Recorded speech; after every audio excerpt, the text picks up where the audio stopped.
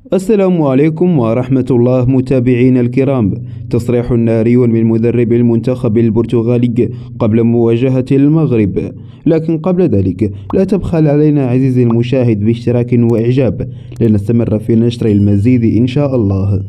صرح مدرب المنتخب البرتغالي فرناندو سانتوس خلال الندوة الصحفية التي تسبق مباراة يوم غد السبت، وقال: مواجهة المغرب في دور الربع النهائي ستكون صعبة جدا، وذلك نظرا للنهج التكتيكي المدروس والمتقن الذي ينهجه وليد الركراكي. وأضاف: عناصر المنتخب المغربي يلعبون لأجل أهلهم وأجدادهم، وهذا واضح في أدائهم. نحن أيضا علينا اللعب لأجل أهلنا وأجدادنا لنستطيع الفوز. كما أبدى المدرب تخوفه من التكتل الدفاعي للمنتخب المغربي، والذي سيصعب مأمورية المنتخب البرتغالي في التسجيل.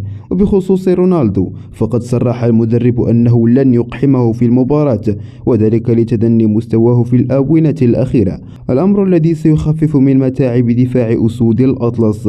نتمنى كل التوفيق للمنتخب المغربي، وأمالنا كبيرة لبلوغ دور النصف النهائي إن شاء الله.